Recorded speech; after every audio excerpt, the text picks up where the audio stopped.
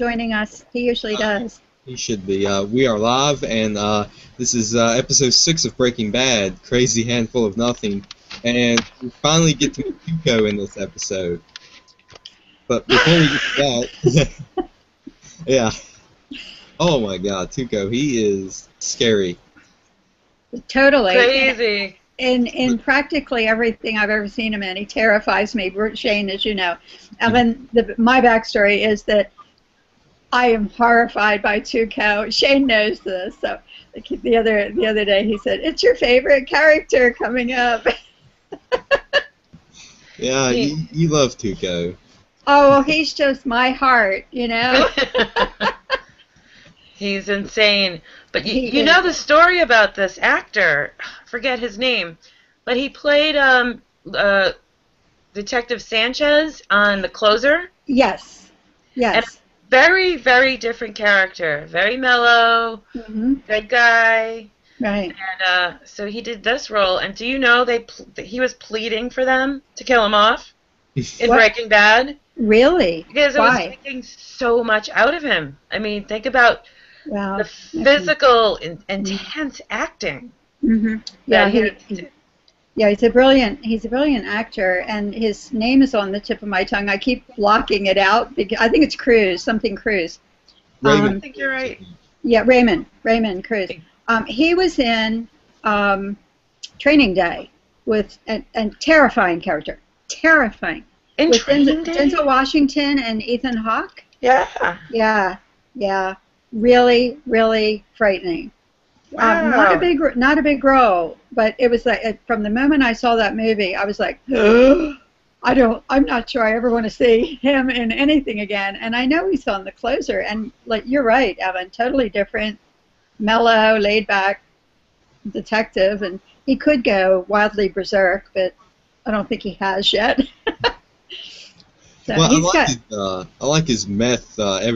Every time he snorts a meth, he just gets that little jolt of energy. Yes, and it's like Popeye's spinach. Yeah. Good point, Owen. Well, I mean, the acting is without a doubt throughout, and I don't know of a character. I can't think of a character that hasn't just done the most brilliant job of acting throughout the whole show. And I'm just, if Vince Gilligan is watching or eavesdropping or anything, it's like, I just love you, man. I just totally love you. Don't we all? You know what's ironic about Vince Gilligan is I never really knew him before this. And back, the X-Files days, if you ask me what was the episode that stood out the most to me, and I didn't find this out till like this last year. It blew my mind. It's the one where there's this he's a little crazy, but he's mostly anti-Semitic and a jerk, and he has to keep moving west. So Mulder has to drive him west, or else his head's going to explode. And they're driving cross country until they run out of west. They end up in California, but the episode turns out was written by Vince Gilligan, and the crazy guy whose head was going to explode was Bryan Cranston. Get out! I couldn't believe. I'm like, no wonder I love that. Yeah. I didn't know, and no. That's why Vince Gilligan had Bryan Cranston in mind because of that experience with him. I guess we've all read the same thing that. Once AMC and Sony accepted Breaking Bad as a show, because that was a battle in and of itself, they didn't want Bryan Cranston, and then sold them on Bryan, and then, of course, after the fact, it's all history now, but they're so happy that they accepted. So Vince Gilligan must have done a heck of a selling job.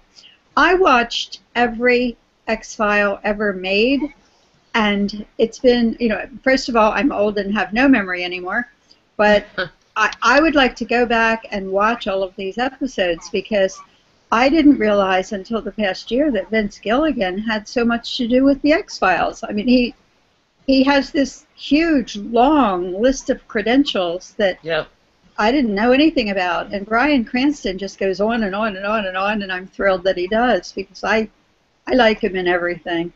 My stepmother is in denial about Vince Gilligan's role in the X-Files because they haven't. I've been, amongst other people, trying to force this down my parents' throat, and they're just not watching, and I don't get it. It's not like the genre is beyond them. They loved 24.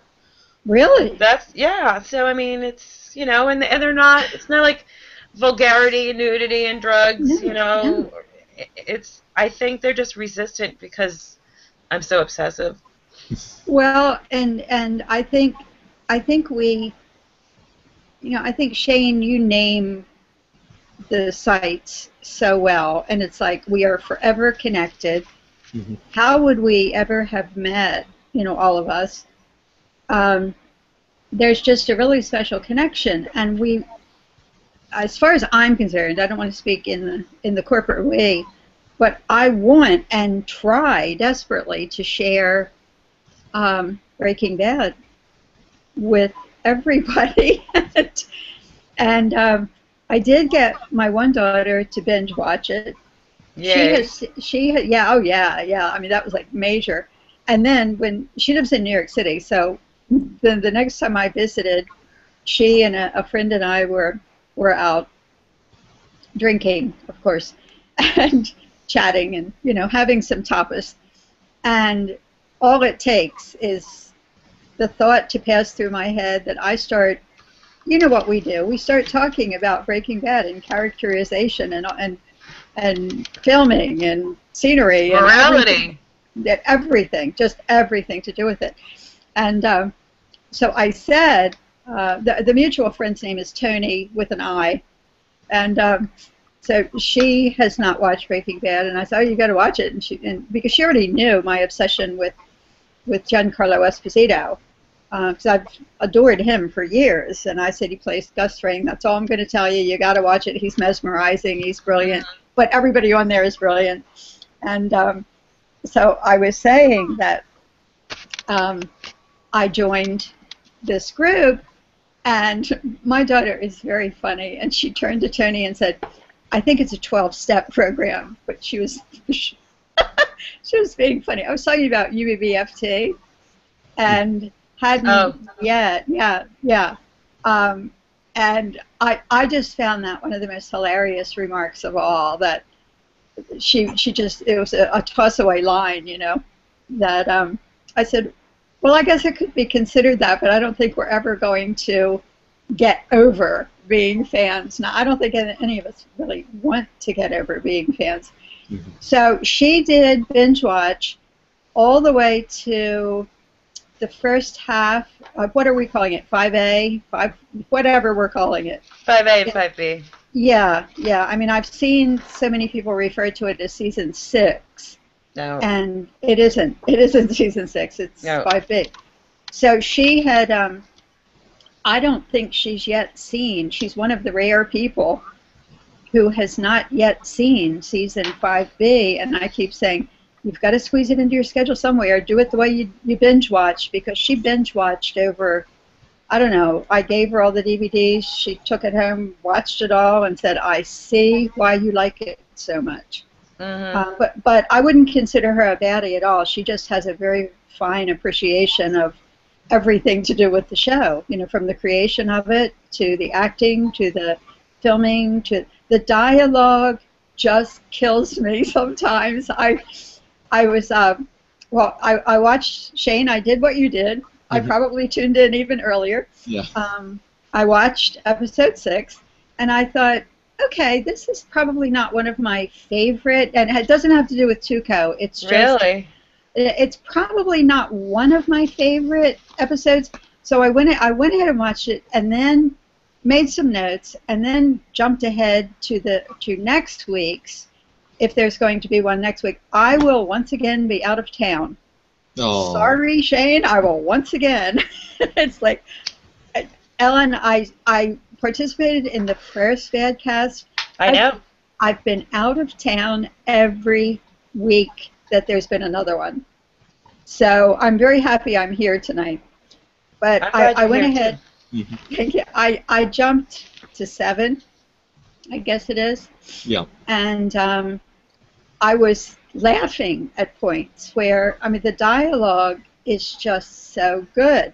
So I really wish I were participating in next week because it's so good.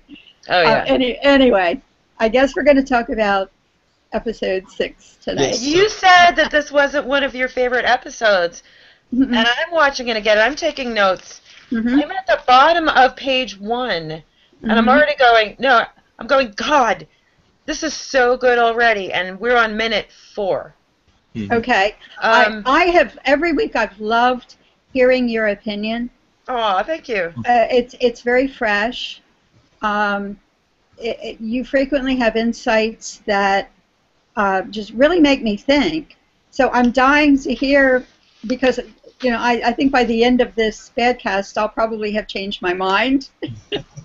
Well, I think, okay, the first 4 minutes, we first of all get this perspective shot of light coming through the bullet holes on the RV door. Love it. With the particles. We're not quite sure what we're looking at first, and then we see Jesse and Walt come in.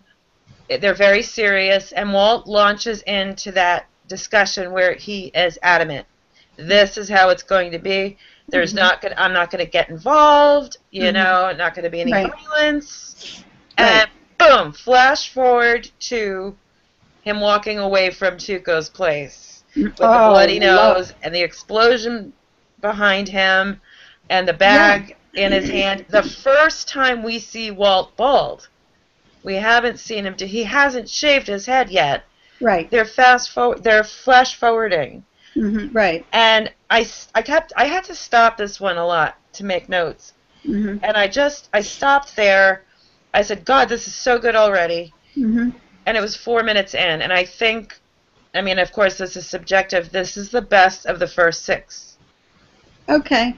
I think the pilot is great because it introduces us to the new concept, but this one was just done so well.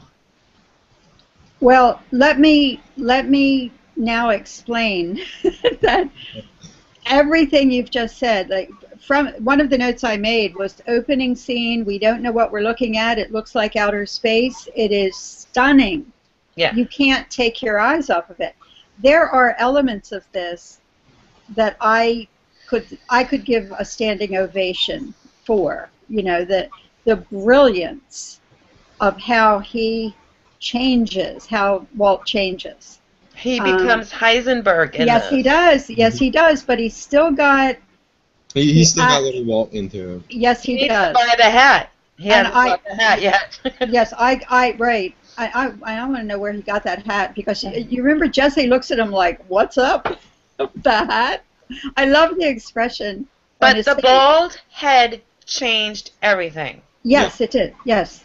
And when he goes to see Tuco, he's just really confident. Yes, he is. Yes, and very smooth and playing the game very well. Yeah. And all of a sudden, so and I was thinking about that and talking about this to a friend. Throughout the series, Walt doesn't have to be bald. He's losing his hair now because of the chemo. Right. But there'll be a lot of times when he's not on the chemo, and that's not an issue. He keeps it that way on purpose. He chooses that persona. So he gets the look, and he adopts the name, and then therefore adopts the can-do attitude. I have a question. Is this the first episode? Because while watching it tonight, I decided I didn't want to go back and check the others. I'm being lazy. But is this the first episode in which he says he's Heisenberg? Or wasn't there? Yeah. Okay. All right. Good. He makes up the name, or maybe he made it up before. He tells Tuco his name is Heisenberg. Heisenberg, right. And, another thing, I guess, when I said it wasn't one of my favorite episodes, I really liked the episode. And I'd have to go back, and what I tend to do is just pull out parts of episodes that I really enjoy. This has so many parts to it, but there was something about it tonight. frankly, it might be that I'm exhausted. I was telling Shane I had a really busy day. We've got snow up to our ears. I'm sick to death of it. Where are you? Delaware. Newark, Delaware. You're in what, Michigan? Massachusetts. Massachusetts, okay. Yeah, we I got knew it too. it was in M State. Well, I also wanted to ask, I wanted to mention a couple of things.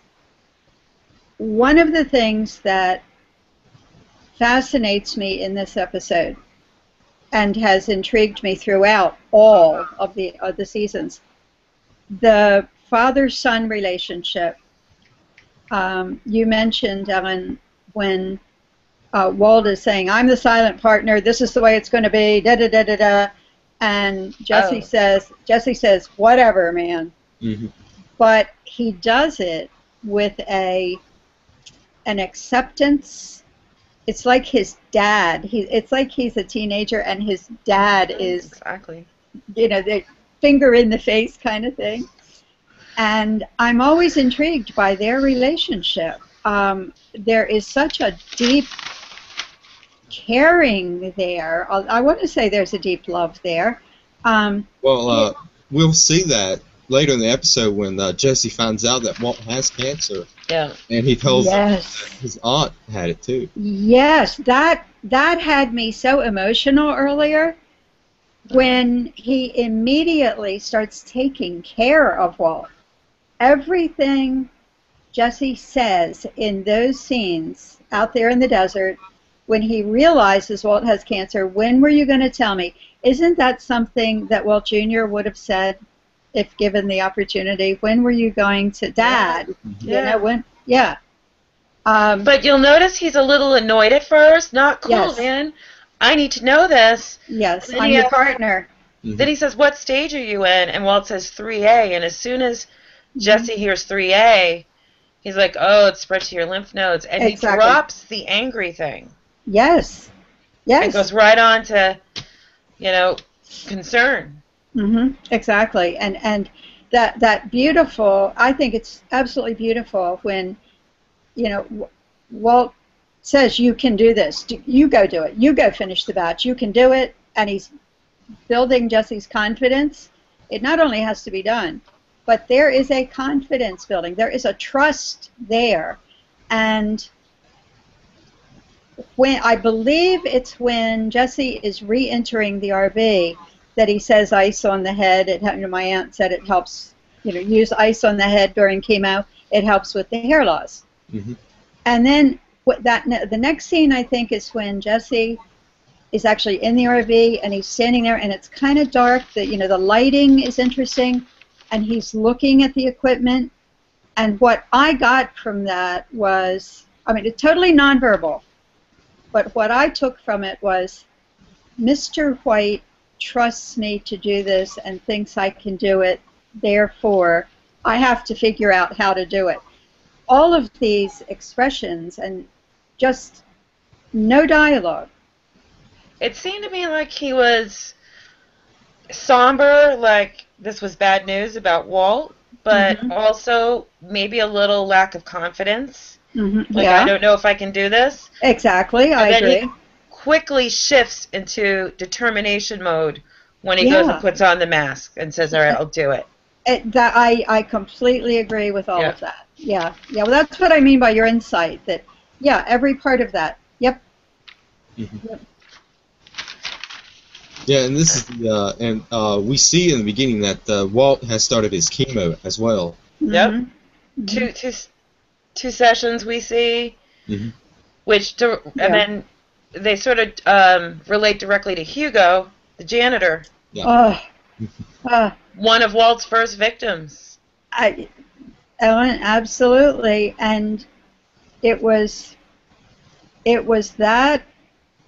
I agree with you. First victim, and third. Hugo. We can look at Walt as his own first victim. We can go there. And then his family. Yeah, and then his family. But Hugo Jesse was such a wonderful character and so undeserving of what happened to him. Right. you know, and Walt Jr. is the only one who even cares about him. Mm-hmm. You know, he expresses concern. He's a nice guy. We know that by the way the character is portrayed. He's a nice guy. And yeah, he did some wrong things, but you know, which one of us can throw the first stone, so to speak? You know, that's very sad. That what happens to Hugo is very sad. Yeah, and what Walt did was basically cost him his job. Yeah, yeah, yeah. And Walt just didn't, I don't think he blinked an eye about that whole thing. Also, what follows it is, by the time Walt gets to Tuco, and so successfully, he is so angry. And I don't think it's all about money right now. You know, we know Walt is all about money, but because Jesse's in the hospital, and you know, Walt says, "Tell me about this Tuco," and you know, he's got the shaved head, he's got the persona, he goes with the fulminated mercury, so forth, that so he on. talked about in class earlier. Yes, I love that connection. Yeah, I love the connection. And he goes there. He is successful. He comes out with money. And that testosterone rush. Oh, growling, you know, it's a roar. Yeah. And he's gotten away. He's gotten away with what he did to Hugo. He's gotten away. I made a note. I probably can't even read because I was scribbling. He got away with something else, and then he really gets away with confronting Tuco and walking away from that successfully. Money in hand. And the whole episode, though, before he gets to that point, he's already a guy. He's lacking confidence, feeling pretty bad about himself. He turns. He's having the worst midlife crisis ever. The cancer, turning 50, the money, and now he's experiencing the effects of chemo. Right. You know, he's sick. He's not himself. He's puking. He's pissing orange, or was it pink? Orange. It was, dark yellow. Yeah, it was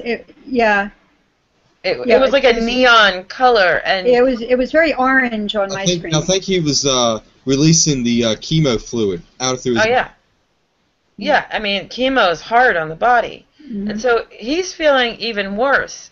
And then the hair loss starts. And you notice he doesn't shave the first time he notices the hair loss. Right, right. And then he finally does it, and then it leads to this whole thing with Tuco, and he looks badass. He's successful at it, and it was like a giant relief there. I'm not a wimp. Look at me. Right, right. And remember seeing that scene for the first time, because we all knew this was going to happen when we watched it. But can you remember seeing that scene for the first time? So out of the blue, so unexpected. And it was terrifying. The reaction was like Skyler's, basically. What do you mean? The reaction of Skyler, yeah, I bet that's how you reacted, like confused and like, why did he did this? Oh, you mean that bald head? Yeah. I know. I'm talking about pulling off the fulminated mercury thing. This is not meth. Oh. Yeah, I love that when he holds The that first up time and you says, see that. you know, you're wrong. You're wrong about one of those things. This is not meth. It was mind blowing to see that for the first time. How daring it was. And he gets this crazy guy to back down. Yep. Also, Jesse gets beaten for the second time. I was trying to count things. Yeah. He's 6th episode. He's gotten himself beaten pretty badly. This one was worse, obviously. Right. Twice so far. And then I started to try to count Walt's lies, and I'm already losing track. He lies constantly in this episode. There's a scene where he's lying to Hank, and he doesn't even have to. And he's starting to do that. It's in the lab. Not the lab. Yeah. Got it. The storeroom. Yeah. Got at it. School with the equipment. You're right. And Hank doesn't suspect Walt. No. And in the middle of this inventory thing that Hank's doing, Jesse calls. He's got Skinny Pete with him, and that's going to be their end to Tuco. And, Walt pretends he's talking to a doctor, and then he gets off the phone, and he's just about to launch into one of those Walt lies, going into too much info. Right, right. But Hank cuts him off because Hank's just like, whatever, I don't care what that phone call was. Yeah. But he lies over and over and over again. And that was addressed pretty early on. They're all at a support group. Yeah. Skyler, Walt, and Junior. And this gives the audience an opportunity to be reminded that this is not normal for Walt. And it's not just Skyler. I love Skyler. I'm going to defend Skyler every moment here. The leader of the group says maybe it would help your family if they knew where you went when you wanted to be alone. Right.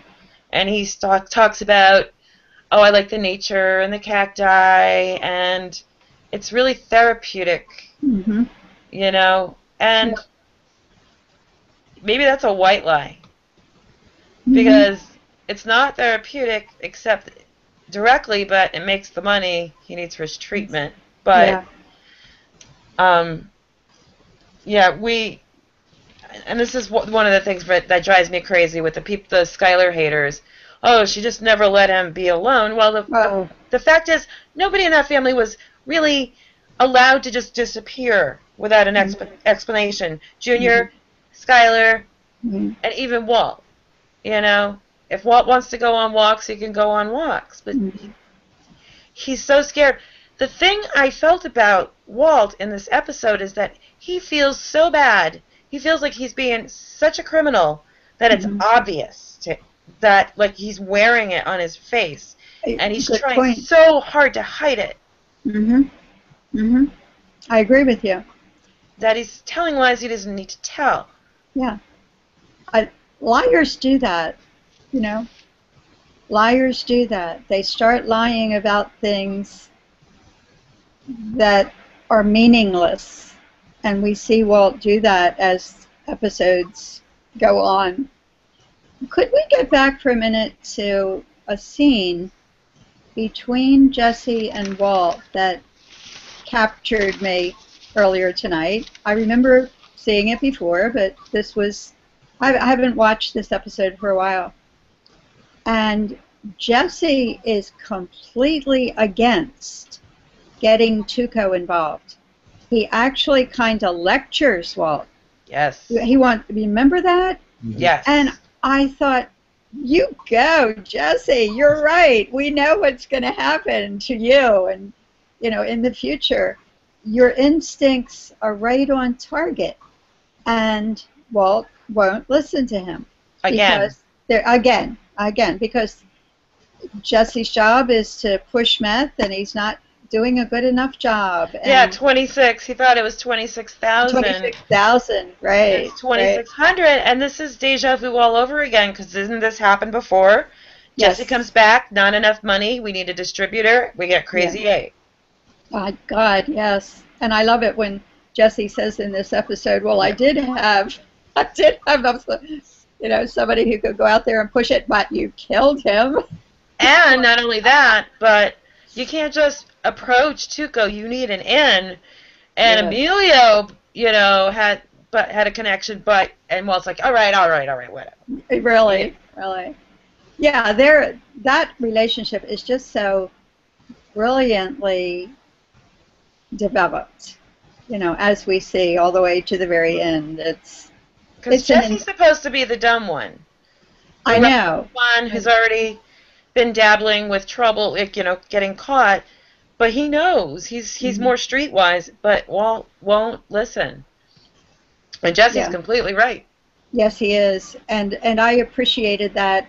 I never remember reading any comments about that scene where Jesse is absolutely right. He explains, he goes to a certain level of explanation that, we shouldn't do this, no. And Walt just simply dismisses that as, I'm the smart one. You're stupid. You lack initiative. Yeah. You lack the attitude required to get this done. Yeah. And then Jesse ends up in the hospital with broken ribs. It's messed up again, and it's nobody's seen anything yet about what Jesse is going to go through. I think we'll see. For that. Mm-hmm. What was that? I think Walt blames himself for Jesse's getting beaten up. I think Walt blames himself for that because Walt told him to go talk to Tuco. Yeah. See if we can't get a distributor. That's an excellent point. I had not thought about that, but I think you've got an excellent point there. I think you're right on target. I think that's part of the driving force. You hurt my kid, so I'm going to get you for it. And you just, like we said earlier, Heisenberg comes out. It is the Jekyll Hyde thing. Hyde has just arrived. Dr. Jekyll, Mr. Hyde. Yeah, it was Mr. Hyde. That's a parent's reaction to somebody hurting your child. That you're going to go confront them. You're going to go get them. And not only did they mess with Walt's child, Jesse, but they also took the money. I truly, like I said earlier, I really think the money was secondary in that whole episode. It was there, and in that shot in the car before his primal growl, his macho, testosterone-laden growl, I am man. It's, he's enjoying the money. He's enjoying having the money. He's enjoying turning over to Jesse what his share is, and Jesse is in disbelief that you didn't go see Tuco. You confronted Tuco, Earlier, when Walt shaves his head and he comes out to the breakfast table, there were several things that captured me. One, of course, is, he just walks out of the bathroom, down the hall, sits at the breakfast table, and I love every expression RJ's got on his face, that Walt Jr. has on his face. Badass dad. Badass dad, and he's smiling the whole time, and he's glancing at his mother. And that makes Walt smile. Yes. And something I noticed, and this is like so female, I think, I love Walt's dimples. He smiles in that scene. And I think the first thing he says is, would you pass me the butter, please? It's like, just pretend everything is normal. And as he sits there, Skyler does she puts her hand at her mouth. She doesn't even really say anything. It's what we do. Yeah, there's just... It makes the cancer that much more real to her. Mm-hmm. Yeah, it does. It does. But wasn't it fascinating to see the dramatic change between Walter White and Heisenberg? Just by shaving his head. Just by shaving his head, and this presence that comes from the back of the house that we didn't see before. Mm-hmm. The confidence that it gives him. Yeah. Because when we feel like we look good, it comes out in our attitude and our behavior. Oh, one little thing, when they had that conversation, Jesse and Walt, about the distributor. Yeah. Jesse had the line, "What do I look like, Scarface?" Yes. Yes, I loved that. I'm so glad that's you a pretty monumental moment right there. Yes. That'll come up twice, Scarface. Yeah, that was huge, and I remember hearing it, and I couldn't make notes fast enough without pausing it, and I had decided not to pause it, so I was scribbling. If I could jump back to last week for a moment. By the way, I adore Anagon and Skyler, and one of the things I've loved hearing you not just defend her, but admire her, and all of the very positive things you've said about her. I was horrified prior to finding UBBFT. I was, and Shane's heard this before. I was horrified by what I was seeing out there, written by in live chats, people hating, not just disliking Skyler, but hating Anna Gunn for playing Skyler. Yeah. I think these people are crazy. I think they're absolutely psychotic. And I'm sure you read the New York Times article that she wrote, which was right on target. I had said to my husband, because he didn't quite binge watch Breaking Bad, but on my second round of watching, I guess, I got him involved, and he got pretty interested in it too. I started telling him how people were acting toward her. I couldn't stay in any of those groups. I never officially joined. I was monitoring them, and I won't join. No, I was horrified. I made my own Skyler appreciation. Very small. Good. But well, good, because I should join that. I'm one of them. I don't know how else to say it. I was so horrified. I was disgusted. I was frightened for her. Everything bad that people can come up with, they were saying about her. And on UBBFT, I did comment one day that I just don't get even anybody in UBBFT who has this dislike, to say the least, dislike of Skyler. I don't get it. I don't think I ever will. I think I probably am very much like her. I think the character was written in a terrific way. She is a powerful, intelligent woman, and I guess there are a lot of people who don't like women like that.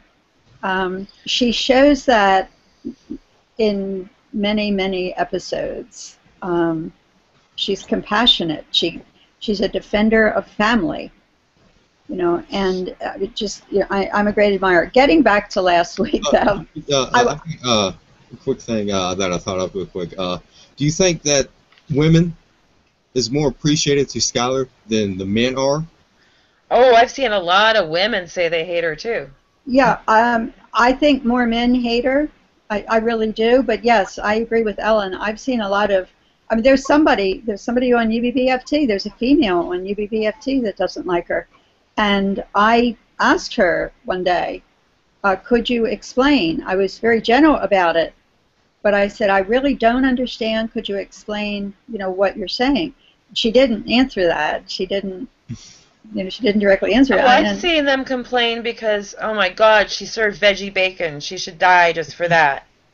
Seriously, and the big thing that just drives me nuts is she doesn't support her husband. Excuse me, she does nothing but support her husband. She wants the best for him. She's always concerned about family. It's very, very clear that the backstory of their relationship is that they were a partnership, which is what I believe, and my husband believes, that a marriage should be. They had a powerful relationship, and as it starts to change, because Walt starts changing, it's not the cancer, it's Walt and meth, then she's concerned and starts asking questions and having, she starts in the future going off by herself, disappearing, which is exactly what he was doing. And says out. I love that. Yeah. Yes, out. I do too. Everybody's like, out. Yeah. Well, I last week, I think I did not hear a remark, or that I didn't hear it because it was never said, but now that we're here together, I wanted to ask you. Skyler throughout is a very conservative but well-dressed person, and that blue, ghastly blue satiny dress that she wears to Elliot and Gretchen's party, I thought was so unlike her, and it has bugged me ever since the first time I ever saw it. She is an 80s person.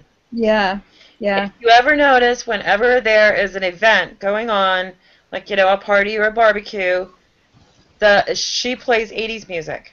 When they buy the car wash, she will play 80s music. Mm-hmm, mm-hmm. I think she's been a little too busy with family to catch up with fashion. Mm-hmm, mm-hmm. Mm-hmm. Although I don't think she wears mom pants, as my daughter used to accuse me of.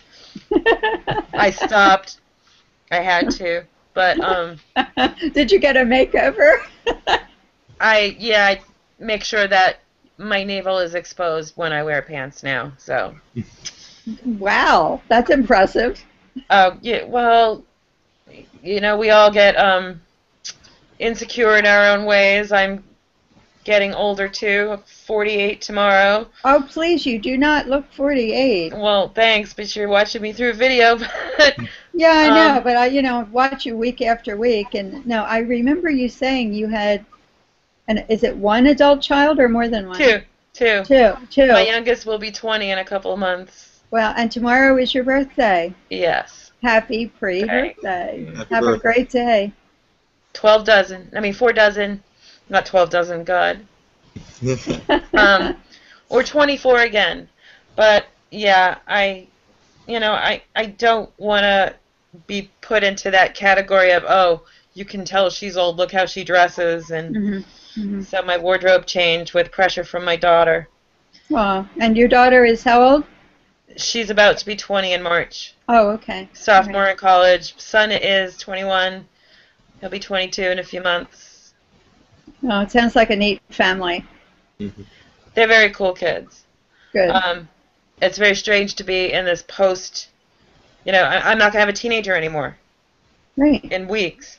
It's really, really a strange thing. I feel like somebody else raised them. I feel like I'm in a different life. But when you were talking about your daughter before finally watching, my daughter's in Boston. She goes to Mass College of Art and Design.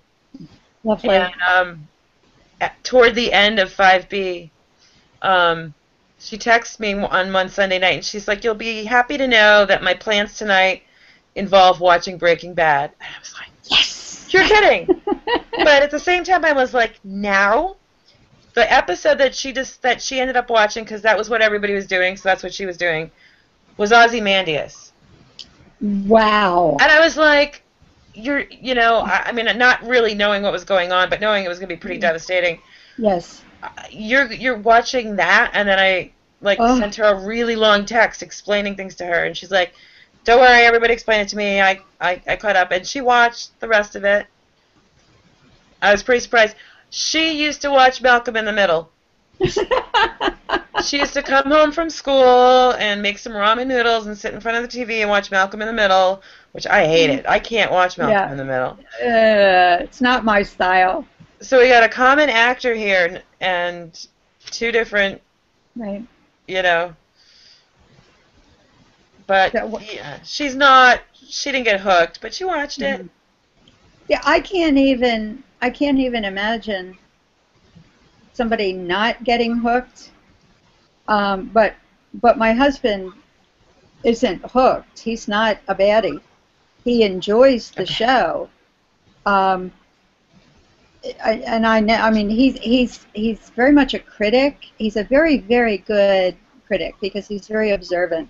So while he and I were watching it together, and as I said, this was my round 2 or 3 of watching it, he'd pause it and ask questions of me, and I'd say, "Well, just keep going, or rewind if you have to, but what you're asking will be revealed." Mm-hmm. So he would bring up plot points and so forth. One of the things that I always think about is that it repeatedly, I mean, endless times, he'd say, "Isn't New Mexico hot? Why do the young guys always have on all of these layers of clothes?" Well, cold. Oh, at night and in the morning. Well, see, we never knew that until the past several months. I discovered it, and that there's snow in New Mexico and so forth. And yeah, I never knew that. I always, and he did too, we always thought the whole state of New Mexico as being hot. And because I think I'd love that weather, you know, because you get great sleeping weather. Yeah. And then you get your warm day. Yeah. But, you know, sometimes the weather when they shot wasn't exactly what they were trying to portray. Right. So sometimes they're shooting and pretending it's actually hot outside and they're freezing. Yeah. You know, and other times it's the other way around. Mm-hmm. Yes. Thank God it was cheaper to shoot there because it was a beautiful place for it. Yes, absolutely. There wouldn't have been Tahajali. There wouldn't have been those desert scenes. Well, there could have been, but. Well, the sky, you know, in tonight's episode, there is a shot of the sky that just kind of took my breath away. Where it looks like yellowy, like clouds, mm-hmm. like hay in the sky or something. Yeah. There's this effect that, you know, I was trying to figure out what does that look like to me, because the colors are just magnificent, and you know, I know that in the very beginning, in those first 4 minutes. We get this time. Maybe it's not the first 4 minutes. It's a little after that, but early on we get like a fast forward of the day turning into night, turning back into day. Mm-hmm. You know, this time lapse photography, and I wrote down what we saw, and I wondered if it had some significance. First, it's sort of a suburban scene. You know, like. Nice houses in the suburbs with a little open space nearby. Then we get a city intersection, but it looks kind of like a town. You know, where buildings are close together, but they're not skyscrapers. Then we got some more city. We get highway. We get an industrial shot. We get a walkway along the highway. And then we get a desert road. Mm-hmm. And I'm not sure if that had any significance except to show how diverse one area, you know, this one area has so many diverse looks to it. Right.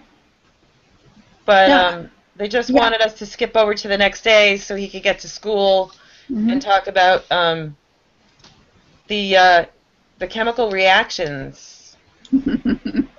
Change on 2 levels, matter and energy. I love it. And he talked about the gradual versus quick, and one of the students came up with quick being explosions. Yes. Explosions. Foreshadowing. And it made me think is you know, because Walt changes gradually over the course of the series, but in this episode, he exploded. He was the fulminated mercury. Excellent. Yes. You're right. He did. And it's not the last, you know, it's not the only time, it's not the last time that he is explosive. Right. This is one of the first things that he did were matters of survival. This was to intimidate. Oh, yeah. And this was to try to get the upper hand over this bad guy who was really good at being a bad guy. He is really good at being a bad guy. And did some serious damage to Jesse. They haven't even seen what's going to... Oh, and you know, there's another interesting, ironic foreshadowing in this. When Jesse is being beaten with that money, Nodos is smiling. Yes. He's admiring the whole thing. Yes. And next episode, I'm not going to admire that so much. Right. Yep. Also, I think we forgot to touch on is that they picked up a little back on Hank's case, because they haven't picked up on that the last 2 episodes. They was focusing on Walt and his cancer. They weren't dabbling in it? I don't think they did the last... they never did on the last episode. I keep throwing away my notes every week. Last episode they didn't, huh? Gray matter. Yeah. Was last episode. But yeah, and that's when, you know, he realizes the mask is from J.P. Wynn High School. Right. And, but didn't you love the transfer? Didn't you love the 2 cars pulling up, or the 1 car pulling up next to the other one, and it's Gomi pulling up to Hank, and he's doing the transfer, and that is exactly like what happens in the future with money transferring between, whether it's Jesse and Walt or whoever. There's a future scene where that other guy, I can't remember if he's one of Gus's, he must be one of Gus's guys or whoever. Tyrus? He throws the money. Somebody throws money into Walt's car in the future. This was the first time I remember a transfer of money like that through a car window, and it's not who we think it is. Oh, it's not money. It's the mask, right? I've lost you again. It's not money. It's the mask. Shane, can you hear Ellen? Yeah, I can hear her. She said it's not the money, it's the mask. I can barely hear you now.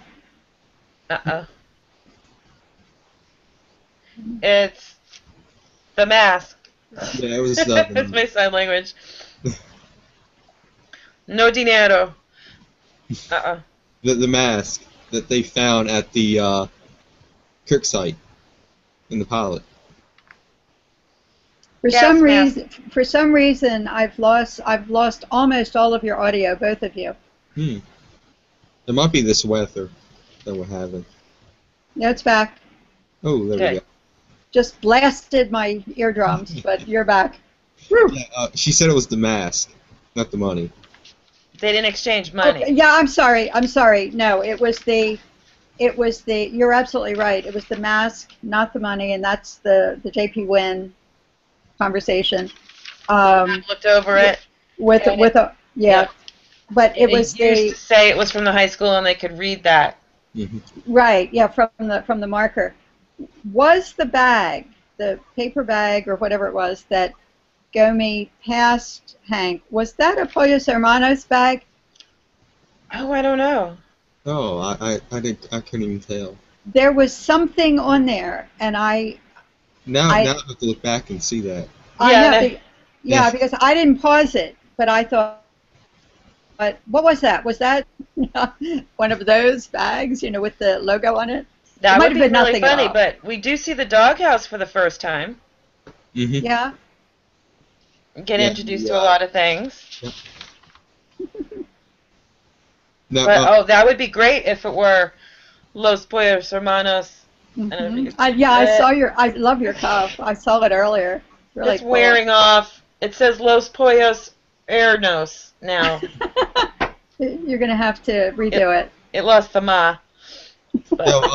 Now, where Hank and Gomi met, was that the Crossroads Motel, the same motel that Hank took? It was the Crystal Palace. I think it was the Crystal Palace. It was? I think it really was. I might have to compare. But I thought about that when I was watching. Because they do kind of stop there a lot. That's where a lot of this activity takes place. Oh, I knew I wanted to bring up something else. When Walt goes to Tuco's place, and he can't get beyond the front door until he glares up at the camera and says, "I'm not leaving till I see Tuco," and he has become, he's becoming Heisenberg there. I'm unsure of this, but I'm going to throw it out to you both, and you see what you think. The expression on his face for just a split second, because Bryan Cranston I admire his acting. I'm so proud of all the awards he's won, like I had something to do with them. Yeah. But if you look at, he's got several expressions going on, and for a moment, what I saw was similar to the expression he gets on his face when Junior is trying to try on jeans in the store, when Skyler and Junior and Walt are in the store. Not in this episode, different episode. It was the pilot. And Walt goes out and comes back at those guys that were making fun of his son. The expression, tonight, that was my immediate connection. I've seen a little bit of this expression before. It's anger. It is, I'm standing up for my son. And in that case, he was standing up for his biological son. In episode 6, he's standing up for Jesse, his other son. Mm-hmm. So, as I said, I don't know if you two agree, but... Oh, I do, because this is about Walt's ego. It's always about his and the ego. way he's trying to salvage his self-esteem Mm-hmm. is so destructive. Mm-hmm. And we see it with Ken Wins. You know, we'll see lots of incidences of this. Yeah. And this thing with Tuco is a big one. Oh, huge. Huge. Because he was intimidating. And he's not, well, technically not armed. They don't think he's armed. Right. But when he throws that, I try to watch it like the first time I watched it. I remember seeing it for the first time and going, wow, oh my God, that was awesome. Mm-hmm. And, you know, the perspective shot from the ground of the stuff mm-hmm. coming down and then how, you know, Tuco's scared in a Tuco way. Yeah. He's not like, oh my God, I'll do anything, just, you know. He's like, you got balls, I'll give you that. And, mm-hmm. you know, and acting like he's impressed and all. But Walt made his point. Unfortunately, that doesn't mean Tuco's just going to play by Walt's rules from now on. Right. Tuco's still crazy. Can't fix that. You can't fix crazy. There's also another expression on Walt's face when he's walking from that scene. You know, windows blown out. He's got the money. He's successful. He's got blood coming down because of his injury in the explosion. But his body language becomes slightly stiff, and his facial expression, there's some trepidation of, is somebody behind me coming after me, as he walks to his car. But he won't look. No, he will. Oh, no. No, that would show weakness to turn around and look. And he can't move faster. That would show that he's a wuss, you know. So, I was really captured by his facial expressions throughout the whole episode.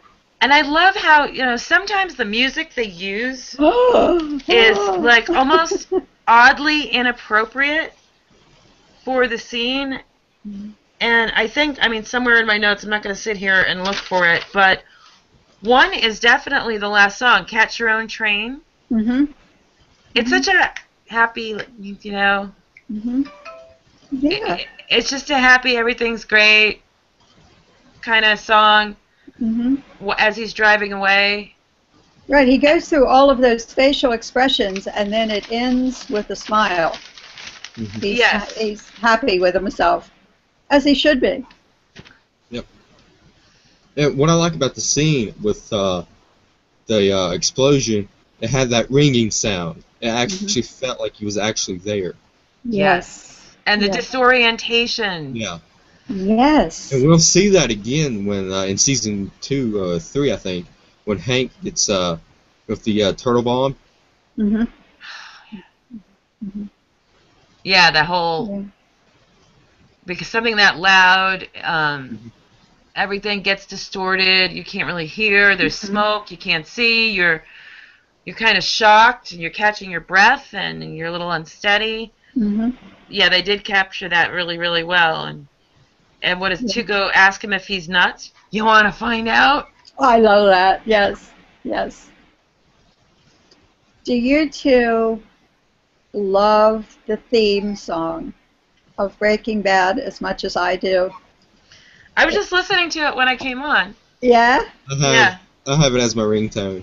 Okay, really? I should. I really should, because every single time I hear the opening notes, it brings out something in me. It's like I'm frozen.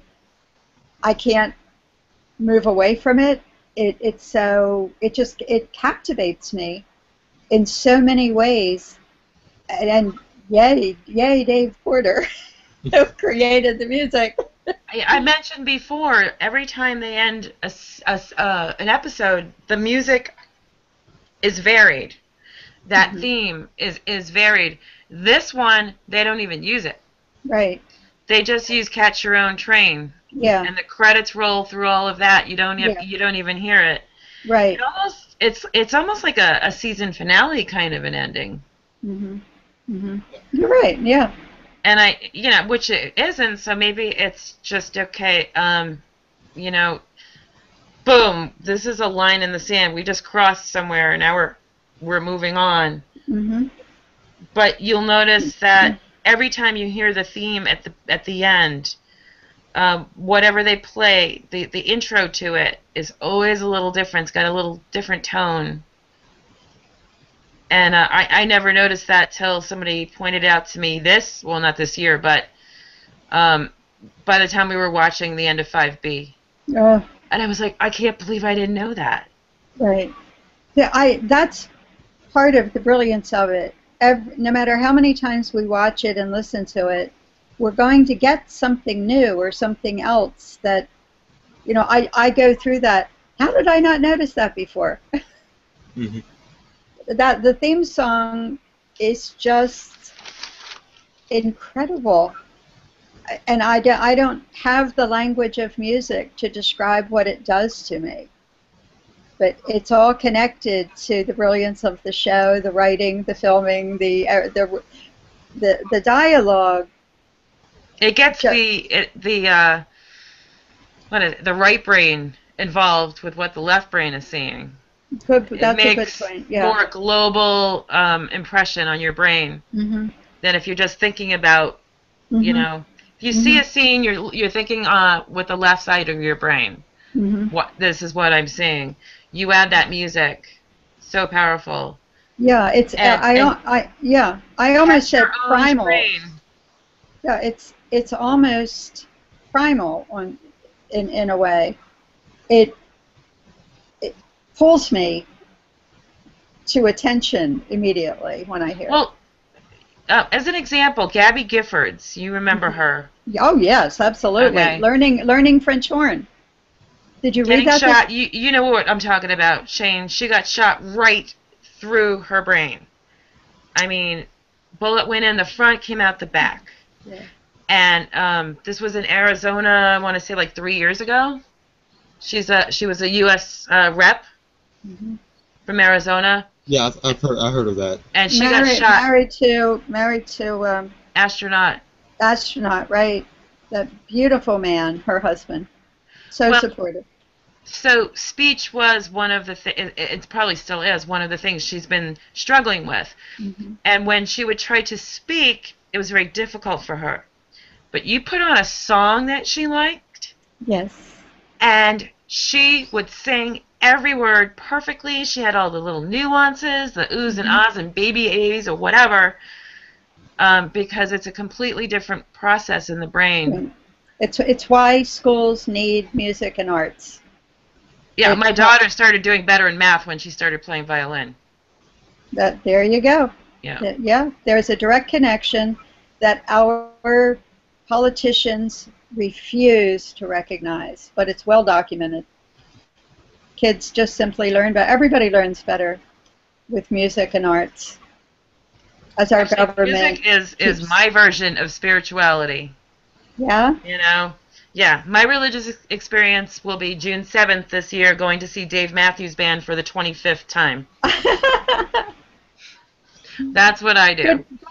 Good for you. It hits me in that place where, for somebody else who has believes in a higher power, it hits that same place for me. So it really works for me. Really, really. Good. Because your left side of your brain is always busy reminding you what you need to do, what you have to do, what you should have done. Yep. And your right brain just goes, isn't life great? Yes. I really like both sides of my brain and how they work, and how in conflict they are sometimes, and coming back together and creating things. Ooh, another little thing before you cut us off. I'm sorry. That's okay. Do you remember, Shane, when Crazy 8 provided Walt the grand excuse for why he was cooking meth. You're doing because Crazy 8 was the first person Walt told about his cancer. Mm-hmm. And Crazy 8's like, oh, I see what you're doing. You're making money for your family. Yeah. Jesse does it in this one. So yeah, he does. Yeah. in that cancer conversation, you're trying to make money for your people before you check out. And it's creating this grand lie, but right now we don't see it as a lie. Mm-hmm. You know, arguably some people will never see that as a lie, but it kind of is. Arguably, I'm probably one of those people who never see it as a lie. It's much more complex than that. Well, it's not a lie in the sense that he has to do it to achieve his goal, and his goal is to be a man, to have provided. Exactly, to be the provider. To not have gone out and left his family like this. Mm-hmm. In order to achieve that goal, he needs to make the money and leave it to his family. Mm-hmm. So that is getting the money to his family is really kind of secondary. It's only necessary to achieve the goal. Mm-hmm. You know? Mm-hmm. So, I mean, and he'll eventually admit that. Yeah. Right. Oh, yeah. Well, one more thing before we get cut off. How about the line tonight in No More Bloodshed? Mm-hmm. Whoa. Yeah. And then they just go right into the foreshadowing of the aftermath of This Is Not Meth. Mm-hmm. And we know, oh, wow, stuff's going to happen in this episode. Mm-hmm. Look at Walt. He's got no hair. We've never seen that. And that draws you in, and you are there for the duration. You're not turning that off. Yeah. I really do think this is the best of the first 6. And Yeah.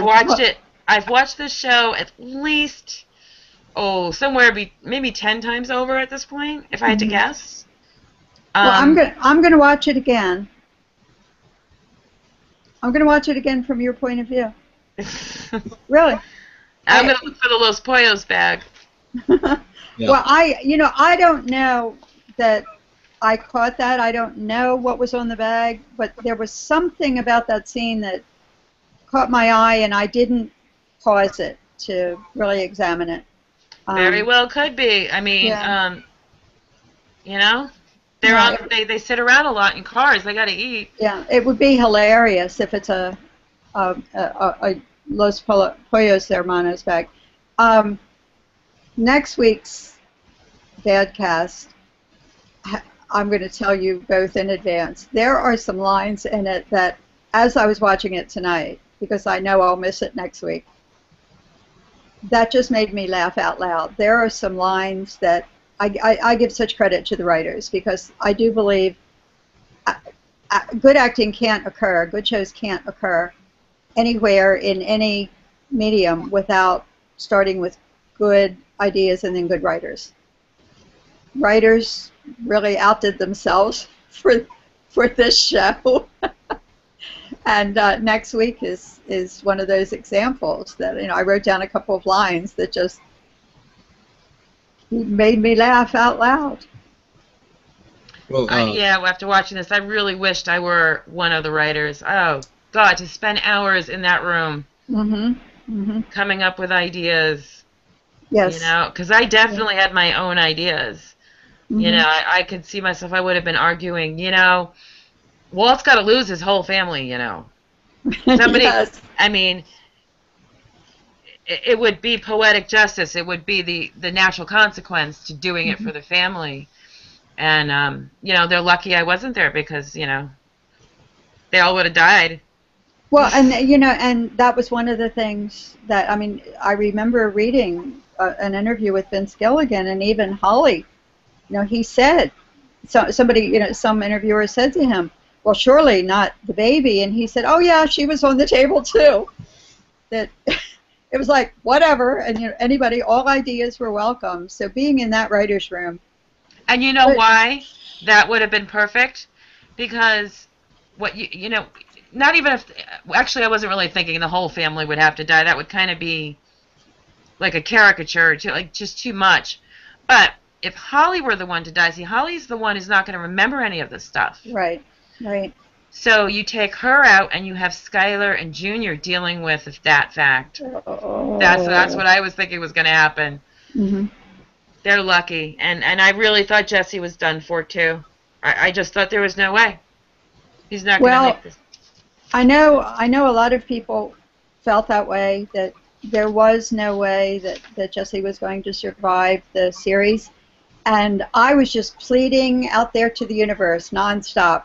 Please right up through Felina. Please let Jesse live. Please let Jesse live. I can't bear it if something else happens to him. I just, the flashback scene to this day just makes me cry, really. Jesse was inside. Oh. Jesse was inside a very delicate child. Mm-hmm. Very sensitive, and that's what made him lovable. Yeah. Ooh, another thing. I just saw something in my notes here. The card game. Mm-hmm. Great. Yes. I mean, this is Crazy Handful of Nothing. Yes, I'm so glad you brought that up, because I was thinking about that too. We're missing the whole. The title means something. Yeah, it does. And so Walt bluffs with a crazy handful of nothing. He bluffs and beats Hank. Yeah. But before Hank decides not to call, he says, "You bad, bad, horrible liar," to Walt. Mm-hmm. Okay. Another crazy handful of nothing is the fulminated mercury. Yes. Nothing being it's not meth. Right.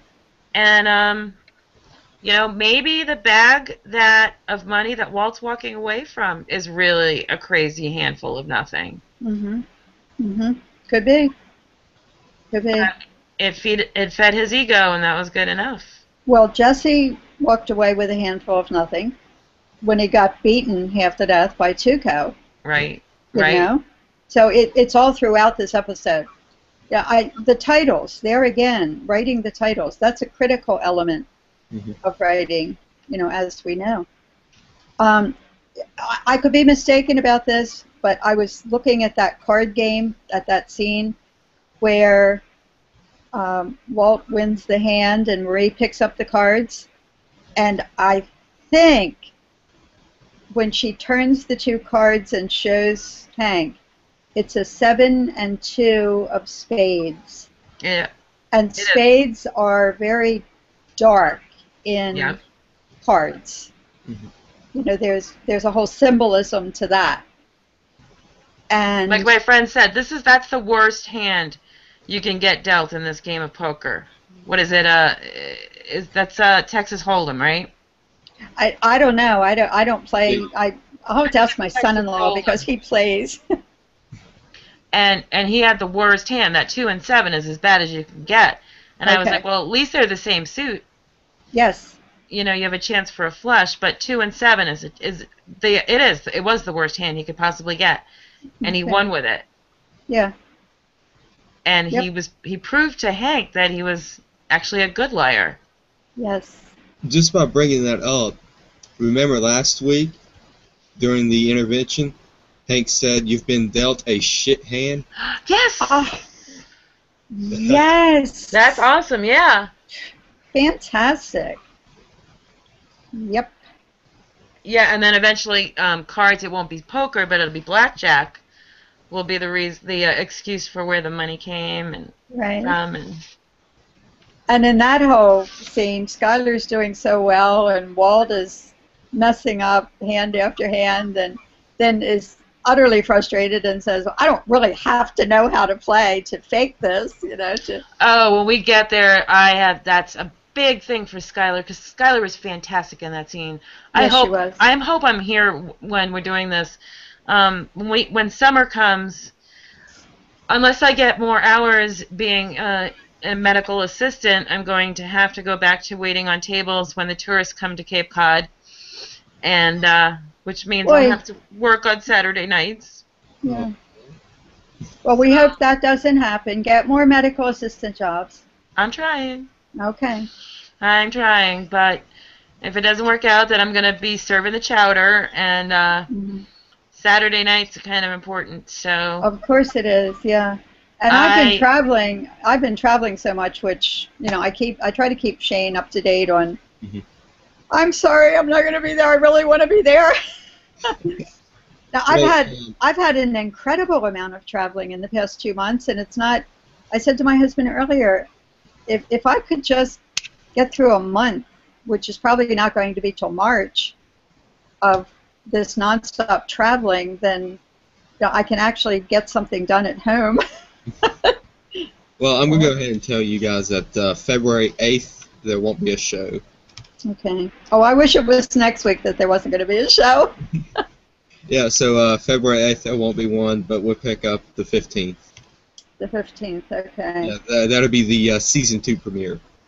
Can I say, I hope that you cancel, you not cancel, but postpone a lot in the summer because you're having so much fun, and then I don't miss too many episodes, because from May through October, Saturday nights, and there's one Saturday night that I'll be at a Dave Matthews Band show, and I just got to do that. But last week we had a short one, and I felt like, oh my God, I want to do this more, and I actually tried to start another Google Hangout, but I didn't know what I was doing, and I gave up. But and I'm not trying to step on your toes, Shane, but I was actually thinking that I'd like to do my own thing, and I'll have to pick a good night for it. But it'll be about character studies, not about dissecting the episodes. And starting with Skyler, because she's the one that I really like to pick apart. She's the one that is so controversial. I mean, aside from Walt. But I thought, you know, if I can get a half dozen, you know, even Skyler haters, I'd love to have the debate. That'd be great. I'd like to have a respectful debate and see what people have to say. See if somebody can come up with something that's legitimate about her. And, yeah, well, with Skyler haters, I doubt it, but then I'm cynical about that because, you know, having read so much. As long as you don't get the crazy ones that actually hate Anna Gunn. Yeah, and who want to do her harm. That's really messed up. It's psychotic. It's okay if you want to hate the character, but why the actor that plays the character? Right. I don't. But it even bothers me when they say, "Well, Anna Gunn is obviously a great actress because look how much we hate her, her character." Yeah, it's ugly. It's an ugly thing to say. Well, no, not how much we hate Anna Gunn, but Anna Gunn is doing a great job as Skyler because look how much we hate Skyler. And I'm like, you're still off. You're not supposed to hate Skyler. Nobody's perfect in this show. You know, Marie is annoying and selfish and klepto and also a wonderful human being. I love her. And, you know, that's the thing about these characters. They have flaws. Nobody is perfectly bad and nobody is perfectly good. Right. It's part of what we all love about the show. It's like real humanity. It's like a real human being. Yay again for Vince Gilligan for doing that. Well, his writers get a lot of credit because Vince Gilligan was going to do too much too fast. He was going to kill off Jesse. Oh, he was going to kill off Walt Jr. by this point. Yes. Yeah, a little fact, I don't know if you guys know this, but Dean, he said he wanted Hank to be killed off in the first season. In the first season? Yes. The first season, yeah, so that he could do some kind of sitcom. Yeah, he wanted to do other things, and Shane, you're right about that. Yeah. I bet he's got a different view now, because that show wasn't doing so well in the first season. Yeah, but Vince told him, if I killed you off, how am I going to write the last 8? Right. Yes. Now, Vince Gilligan is able to, I mean, he doesn't even know how he does it. From the interviews I've listened to, he has no idea how this has happened, how he has done it, but he did it, and he's got some ability that he's not fully aware of. It's kind of a magic thing at this point. You know, he's worked for years and years and years to get here, and now that he's here, no human being could have ever imagined this happening, that this will go on and on and on and on, and I heard somebody say recently that, while I'm saying this is the best show ever made and that ever will be made, ever, and I can't even imagine anything that would have this effect on so many millions of people. I think the show serves as, I think psychologists and psychiatrists may use this in the future. Mm-hmm.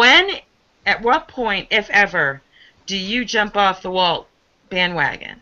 Mm-hmm. Do you ever start to hate Walt, and when? It's a moral compass. And yes, it is. I always patted myself on the back because by the end of season 4, I hated Walt and still enthralled. Couldn't wait to watch the rest. Mm-hmm. But I just had it up to here with Walt. Really? And, when was that point? What was it? A particular show? I won. Okay. I won. All right. And we didn't even see, and that was before we saw what happened at the end of that episode, which was horrible. And I won. How about we're safe? Everything's okay, honey. But I realize now, I should be hating him, if not now, really soon by season 2. So my moral compass is a little off. Mm-hmm. I kept rooting for him. But it is really, really a great show about morality. It is. And it's about the decisions we make and how we justify our actions. We justify our thinking. I felt guilty throughout the entire show, throughout the entire series. I have always been in conflict about it. I don't think I ever reached a point of hating Walt. Really? Really. I'll go back and review and correct that if I'm wrong, but I don't remember a time when I hated Walt. Because you know what Gilligan said about that? What's that? Like, if you still like Walt, more power to you, but I'm not too happy. No, he didn't. He didn't like him. I'm not saying I liked him. I'm saying I don't think I ever reached a point of hating him. Oh, I hated him. What? I was like this at the TV screen. Uh-huh. I threw stuff. Oh my gosh. Yes. No, I was conflicted nonstop, and I would walk around the house here saying, why am I rooting for these people who are not only making meth, but they're selling it, and we don't know all the people that they've killed by selling it, and I'm a terrible person because of this show. Because it's ambiguous. To the show. There are no moral absolutes, like thou shalt not kill. Well, if somebody's going to kill you, you kill them in self-defense. Well, that's when no absolutes. That's a future episode when I got really upset at Skyler for Breaking Bad. Skyler finally broke bad. I went to bed immediately after that episode. I didn't even watch Talking Bad. I was so devastated. Yeah. Well, I watched Talking Bad, but I was that early on a Sunday night, ever. I freaked when she broke bad, and I screamed, "Skyler just broke bad! No!" I turned the TV off, crawled right into bed. And I was like, am I going to have to take down my Skyler group? I mean, maybe I shouldn't have started this before 5B. Maybe she's really awful, but no, she isn't. She's not perfect. She was in a... Yeah, but, even then, her primary goal, again, was protect the family. She's a mother lion, she's going to protect her family. And even though she knows terrible things about her husband and has had to cooperate for her own reasons, in that Breaking Bad moment, she had to so casually say what she said, and I just wanted to cry and scream, and I did scream. No, you didn't just do that. I was really upset. Yeah. I think, I'm going to put together a little survey, see if I can figure this out, get some people involved. Because I think a lot of these viewers might be young, may never have had family. may never have been in a marriage with kids and everything that goes along with it. So easy to sit back and say, oh, would she just leave him alone? That thing, you know, what you just said, would she just leave him alone? Why doesn't she just leave him alone? I read that on live casts constantly, and I would want to reach into my computer and just drag people by the neck and say, what is wrong with you? Leave him alone. I would say, pretend it's real life. Pretend it's you. Pretend you're her. Exactly. Would you put up with this? Exactly. You know? Yeah. But, you know, if Walt didn't have cancer, it would be a totally different story. She would have turned him in and gotten rid of him. But he was going to die. And there was no reason for her kids to have to know what he did if she could hide it from them. Let them have good memories. Well, Holly was hardly going to, if anything, have any memories. But at least don't leave her that legacy. Right. And it's a bad decision for good reasons. And Walt is making bad decisions for good reasons right now, as far as we can see. Yeah, for now. But his motives are not as pure as hers. So, Yeah, so I look forward to more of that. Yeah, it's going to get real intense when season 2 starts to roll around. Yes. Love season 2. Yes. So, like I said, there won't be one February 8th, but we'll be here next Saturday for the final episode of season 1, a no rough stuff type of deal.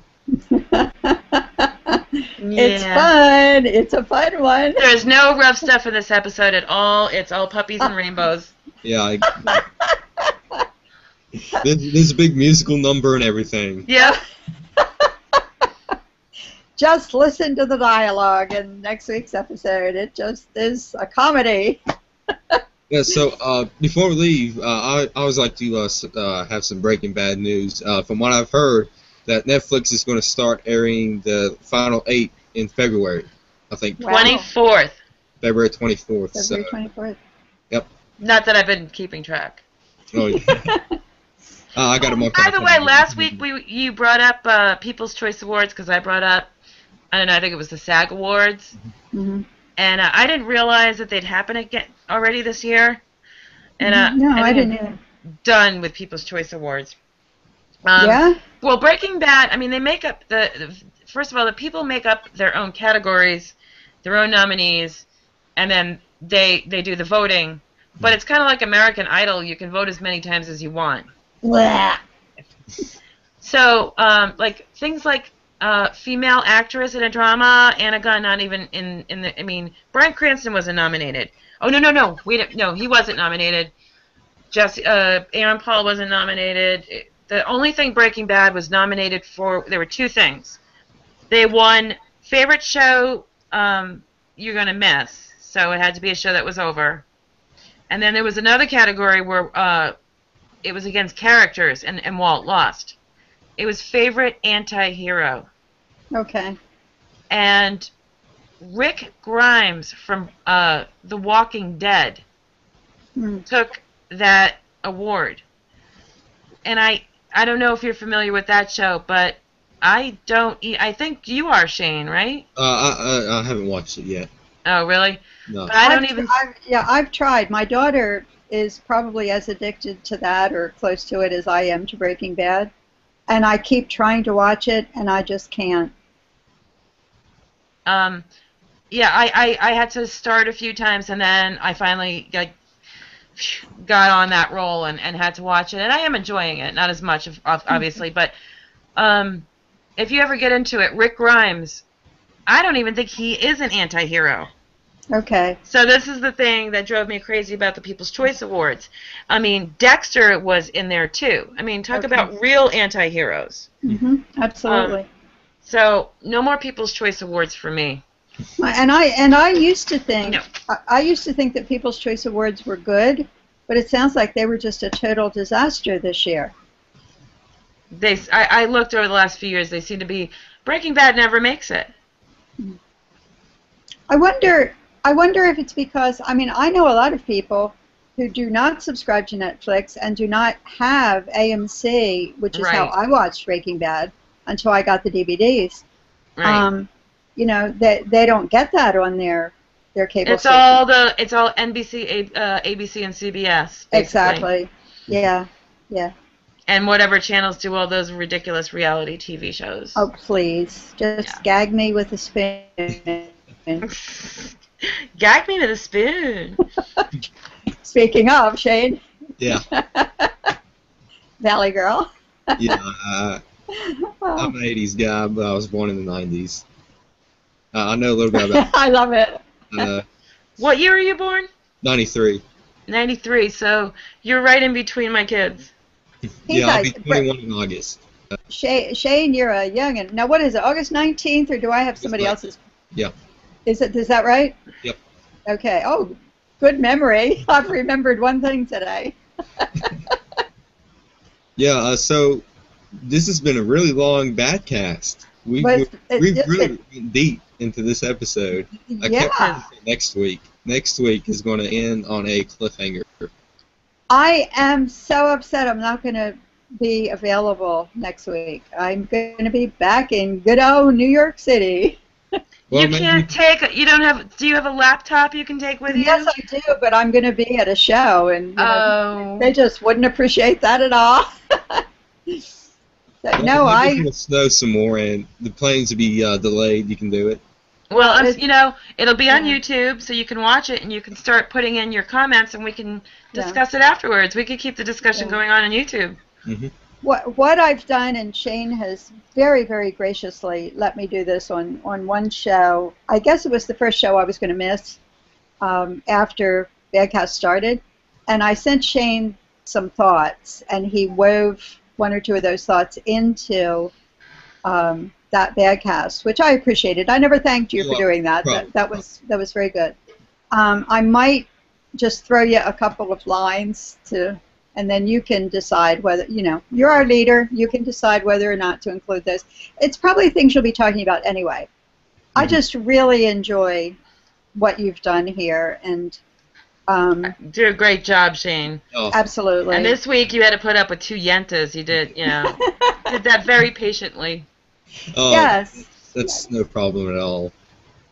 I wish there's more people would join in, though, because we need more people. I tried. I posted on my group, and I'll keep doing that. Yeah, and I will too. I haven't done enough to promote it. I've talked about, I've commented, and I've talked about how much fun it is. It would be great if Dave Lehman would join. Mm-hmm. You know, if he'd just jump into at least one show. He's such a fascinating person with, like, I know, for example, that he's expressed he has a real issue with continuity.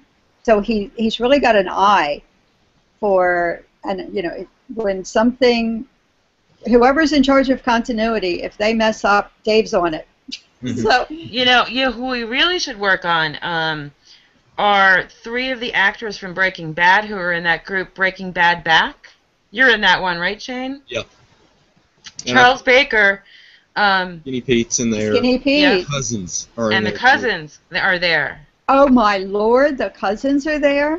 Yeah. I want to bring them on so bad. So when we get to episodes that involve them that would be great, because they can give us some inside info on what we don't know. Right. Right. What is it called again? This is the first time I'm hearing this. The group is called Breaking Bad Back.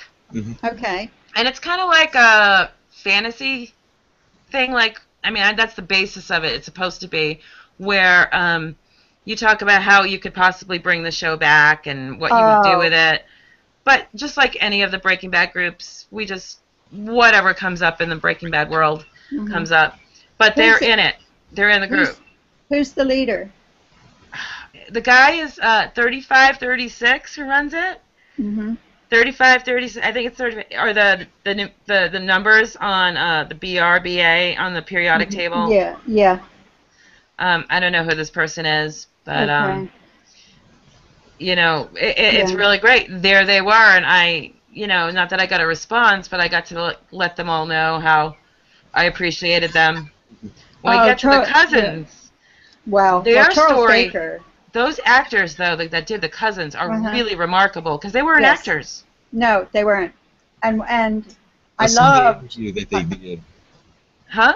I saw an interview that they did, and one of the cousins said, "Well, I have a brother," and they said, "Oh, bring him along." Yeah. And that's how they got the cousins. Yeah, yeah. Yeah. Yeah, I saw that too. Yeah, they were two of the most frightening characters throughout the whole series. Did you both, I know we're really running over, but did you both read or see Blacklist? And, you know, Charles Baker had a recurring role in that. That ended recently, and the music that played during that scene was Dave Porter's song. Really? Yes! If you haven't seen the episode, I can't remember the name of the episode, and I really, really liked Charles Baker on that show. And it was jaw-dropping for me when I'm sitting here just casually watching The Blacklist, which is a very good show, James Spader, and all of a sudden here is this scene with Charles Baker, and then Dave Porter's music starts, and I thought, all right, what's going on here? And I immediately realized it was on purpose. They did it on purpose to connect. An Easter egg. You know, it was like Skinny Pete has absolutely nothing whatsoever to do with Blacklist except the same actor is playing the role. It was very clever of them. It thrilled us Breaking Bad fanatics. All right, so I think we covered just about everything that we wanted to cover. Next week is a no rough stuff type of deal, and then the 8th there will be no show, but we'll pick it back up on the 15th. On the of season 2, episode 1. With the big teddy bear in the pool. Oh, that's a big. It is very big. Yeah, it's huge. That's a great season. Mm-hmm. We'll see you next week for the season finale. All right, thank you, Shane.